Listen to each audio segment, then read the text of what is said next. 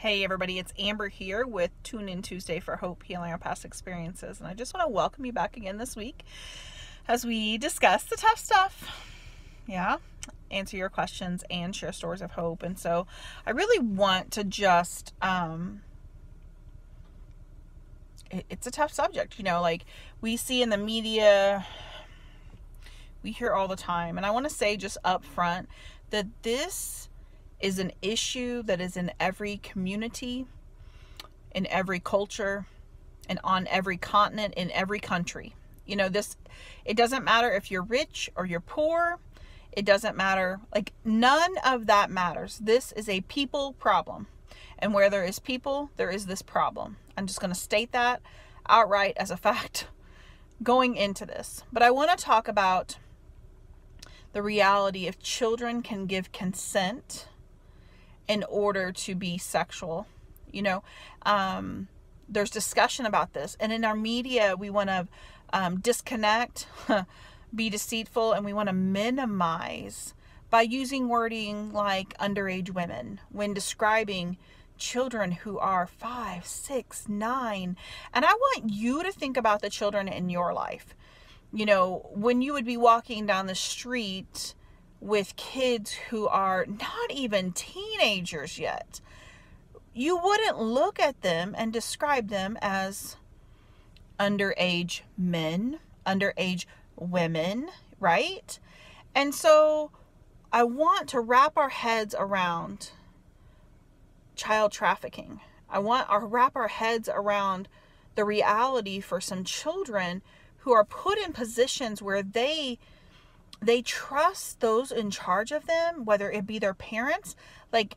Their parents are where they're getting whether it's true or not, right? They don't have enough rationalizing to go, oh, that's not right. No, because either mom or dad said, hey, you go do this with so-and-so, then it must be okay, even though it makes them feel gross or ucky or uncomfortable or all these other things. But maybe that's how mom and dad pay the rent that month. That's a reality for some people.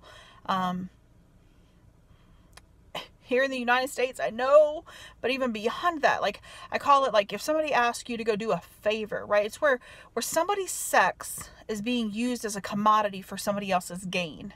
And it could be for family members. It could be for total strangers, right? But understanding that, I go into schools and I talk about healthy relationships and boundaries in those relationships. We talk about sexting, right?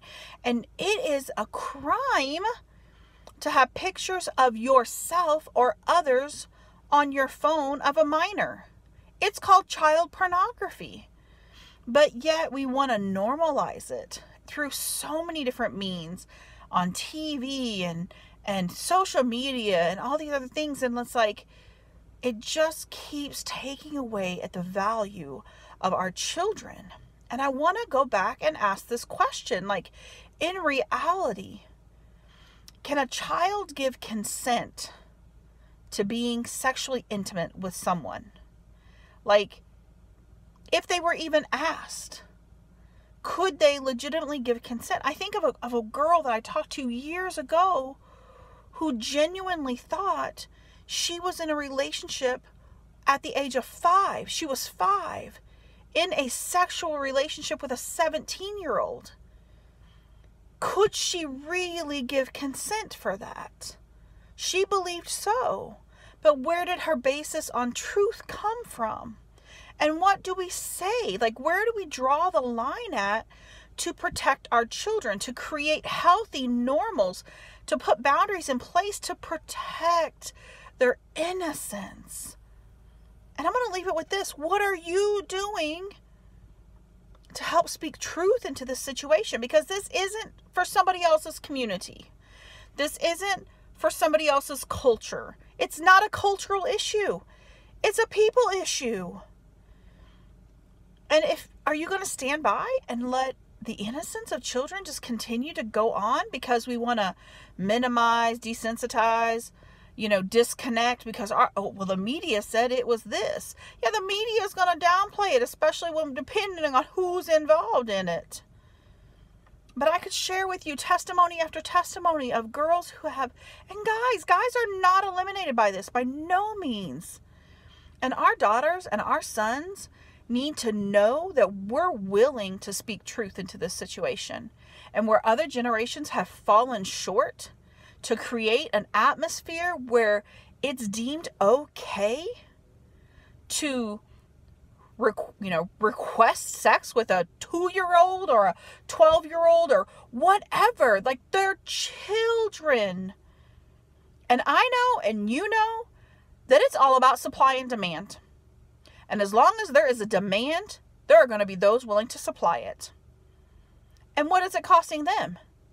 Nothing. Because to them, kids are disposable.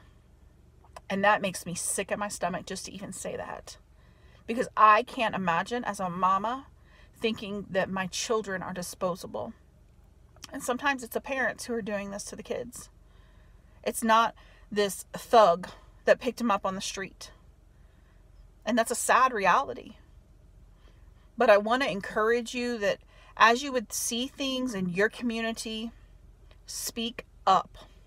That child's voice needs to be heard, and maybe you're the only one who can help get it heard in that position. Don't cower it away. What is that child's life worth? And I know this is a heavier topic than some of the other ones I talk about, but I can't avoid it. Like, it keeps coming up in my face.